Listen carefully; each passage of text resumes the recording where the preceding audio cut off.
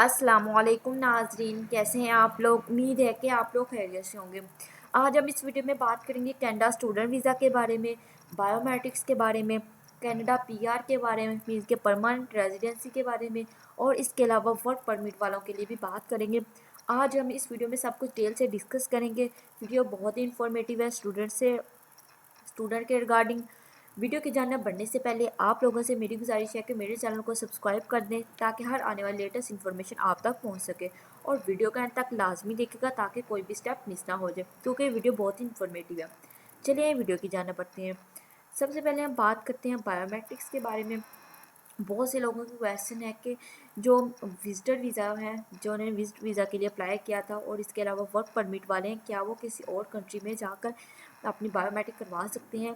तो इसका आंसर यही है कि पहले भी बताया कि वो किसी और कंट्री में जाकर करवा सकते हैं, क्योंकि जो कनाडा की इमिग्रेशन उन्होंने क्लियरली अनाउंस कर दिया है कि विजिटर वीज़ा वाले और वर्क परमिट वाले किसी भी कंट्री में जाकर पासपोर्ट स्टैंपिंग और बायोमेट्रिक करवा सकते हैं।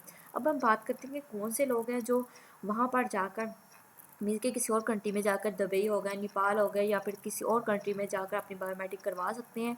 तो अगर तो आप विजिटर वीज़ा हैं या फिर वर्क परमिट वाले हैं, आप लोगों ने काफ़ी अरसे से अपना अप्लाई किया लेकिन अभी तक आप लोगों को बायोमेट्रिक के लिए अपॉइंटमेंट नहीं मिली, तो आप लोग वहाँ पर जा सकते हैं। और अगर तो आप अफोर्ड कर सकते हैं कि आपके पास इतनी एक्सपेंसेस हैं कि आप अफोर्ड कर सकते हैं, तो आप लोग दुबई में, नेपाल में या किसी और कंट्री में जाकर बायोमेट्रिक करवा सकते हैं।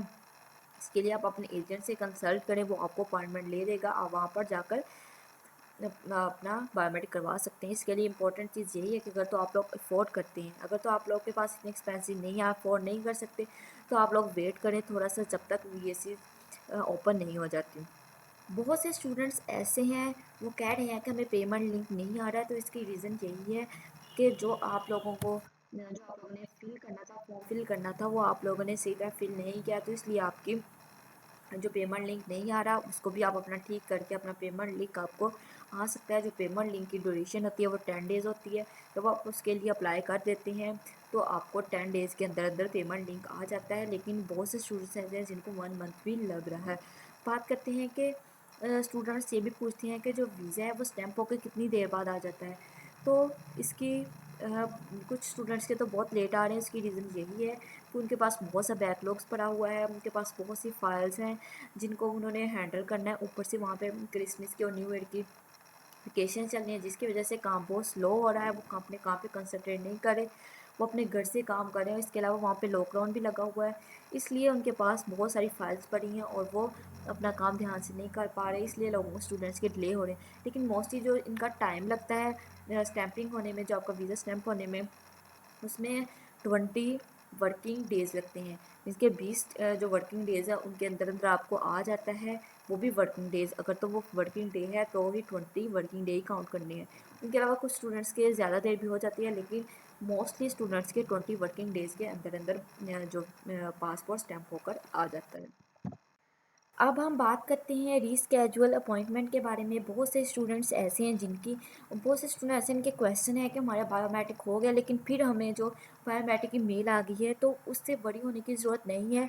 ये आप लोग इसको इग्नोर कर सकते हैं। एक दफ़ा आपकी बायोमेट्रिक हो गई है तो बाद में आपको बायोमेट्रिक देने की ज़रूरत नहीं है। ये वैसे ही बहुत से स्टूडेंट्स को आ रही हैं मेल, लेकिन आपको इसके लिए टेंशन लेने की ज़रूरत नहीं है।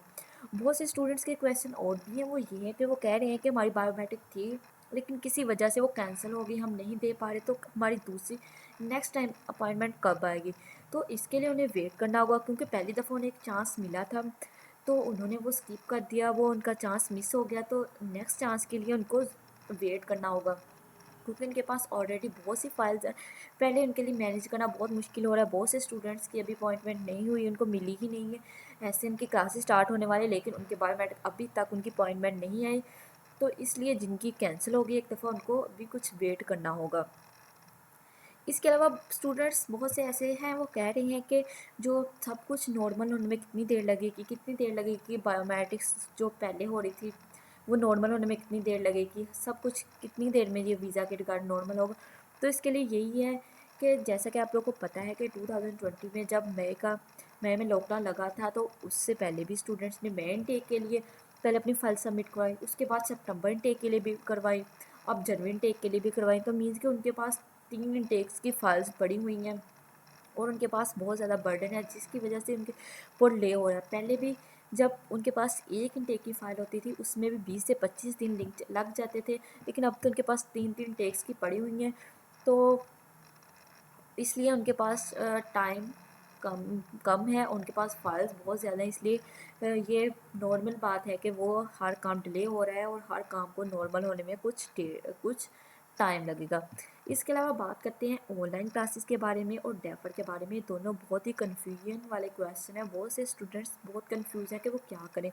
तो पहले भी मैंने अपनी बहुत सी वीडियो में बताया है, तो इसके लिए तो आपको अपनी रिफ़ंड पॉलिसी देखनी होगी, अपने कॉलेज की या यूनिवर्सिटी की जहाँ पे आप पढ़ रहे हैं वहाँ की रिफ़ंड पॉलिसी देखेंगे, उनकी रिफ़ंड पॉलिसी कैसी है। अगर तो उनकी रिफ़ंड पॉलिसी ठीक है, वो आपको रिफ़ंड करने के लिए एग्री हैं, उनकी पॉलिसी है कि रिफ़ंड कर देंगे, तो आप अपनी ऑनलाइन क्लासेस लें।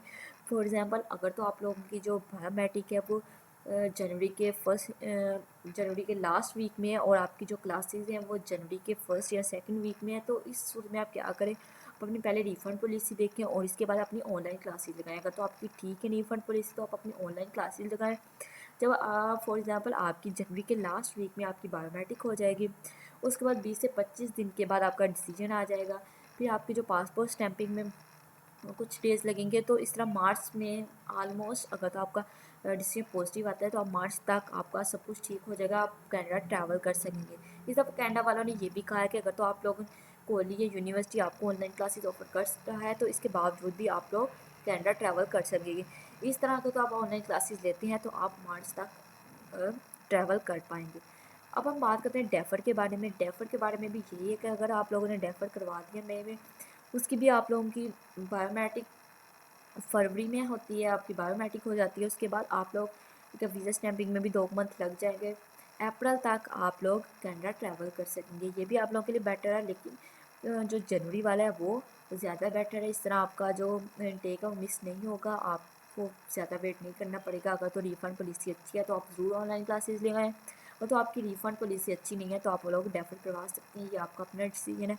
आप अपने एजेंट से कंसल्ट करें, उनको ज़्यादा एक्सपीरियंस होता है आपकी निस्बत कि आप लोगों को क्या करना चाहिए, वो आपको गाइड करेंगे, तो इस तरह आप अपना डिसीजन कर सकते हैं। अब हम बात करते हैं पीआर के बारे में। जिन लोगों ने पीआर के बारे में अप्लाई किया हुआ था, उनकी फ़ाइल अभी तक प्रोसेस नहीं है, उनको अभी तक वीज़ा नहीं मिला, तो वो भी कह रहे हैं कि हमें इतनी देर क्यों हो रही है। तो उनके लिए भी यही क्वेश्चन है कि अभी तक बहुत सा फाइल पड़ी हुई है जिसकी वजह से आपका जो प्रोसेस डिले हो रहा है। यह जैसा कि जो कनाडा की इमिग्रेशन उन्होंने कहा है कि 2021 में वो बहुत से लोगों को पीआर देंगे, 4 लाख प्लस लोगों को पीआर मिलेगी, परमानेंट रेजिडेंसी मिलेगी। इसलिए 2021 में भी उनकी पॉलिसी के अकॉर्डिंग 35,000 ऑलमोस्ट पीआर मिलेंगे। तो आप लोग वेट करें जनवरी तक। जनवरी, फरवरी और मार्च बहुत ही इम्पोर्टेंट होने वाले हैं ये मंथ बायोमेट्रिक से रिलेटेड, और इसी तरह आप लोग अपना वेट करें। हो सकता है कि आप भी उनमें आ जाएं। परमानेंट रेजिडेंसी किनको देंगे, उनमें स्टूडेंट्स भी आ जाते हैं, ओपन वर्क परमिट वाले भी आ जाते हैं, स्पाउस वाले भी आ जाते हैं। हर कैटेगरी के लोगों को वो परमानेंट रेजिडेंसी देंगे, इसलिए आप थोड़ा वेट करें, आप लोगों को वेट ही करना होगा। इसके अलावा अब हम बात करते हैं वर्क परमिट वालों के बारे में, कि जिन लोगों ने वर्क वीज़ा के लिए अप्लाई किया था वो कह रहे हैं कि अगर हम किसी और कंट्री में जाकर अपनी बायोमेट्रिक करवाएं तो इसका कोई इफ़ेक्ट तो नहीं होगा। तो इसमें जो वीज़ा लगने में, इनका डिसीजन आने में कितनी देर लगेगी। तो उनका भी यही क्वेश्चन, उनका भी यही आंसर है कि आप बायोमेट्रिक किसी भी आप कंट्री में करवाएं, जहाँ से भी करवाएं, ये डिपेंड करता है, ये वीज़े पे इसका कोई इफेक्ट नहीं होता। जब आप किसी और कंट्री में जाकर बायोमेट्रिक करवा लेते हैं तो इसका मतलब ये होता है कि आपकी फ़ाइल कंप्लीट होगी, आपने अपनी तरफ से सब कुछ कर दिया है। क्योंकि जो इमिग्रेशन वाले हैं उनको आपकी फ़ाइल कंप्लीट चाहिए होती है। इस तरह जब आप बायोमेट्रिक करवाए, ये फैक्ट नहीं करता कि आप कहाँ से करवा रहे हैं, अपने कंट्री से करवा रहे हैं या किसी और कंट्री से। बस इससे यही होगा कि आपकी फ़ाइल कंप्लीट हो जाएगी, आपका जो डिसीजन है वो 20 से 25 दिन के दरमियान ही आएगा। और ये भी नहीं हम कह सकते कि रिफ्यूज़ होगा या फिर आपका वीज़ा लग जाएगा, ये भी डिपेंड करता है इमिग्रेशन पर। और वो स्टूडेंट, बहुत से लोग ऐसे कह रहे हैं कि हमने पहले फ़ाइल सबमिट करवाई थी, हमारा अभी तक नहीं है, जिन्होंने हमारे बाद करवाई थी उनका आ गया। तो ये इस पर भी डिपेंड नहीं करता कि आपने अपनी फ़ाइल पहले दी थी या बाद में दी थी, ये भी कनाडा इमिग्रेशन पर भी डिपेंड करता है। ये थी आज की कुछ लेटेस्ट इन्फॉर्मेशन। अगर आप लोगों को मेरी वीडियो अच्छी लगी है तो इसे लाइक कर दें, अगर आप लोगों को कोई क्वेश्चन है तो आप कमेंट सेक्शन में पूछ सकते हैं, कोशिश करूँगी कि आपके क्वेश्चन का आंसर दे सकूँ। अगर अभी तक आप लोगों ने मेरे चैनल को सब्सक्राइब नहीं किया तो इसे सब्सक्राइब कर दें ताकि हर आने वाली लेटेस्ट इन्फॉर्मेशन आप तक पहुँच सके। अल्लाह हाफिज़।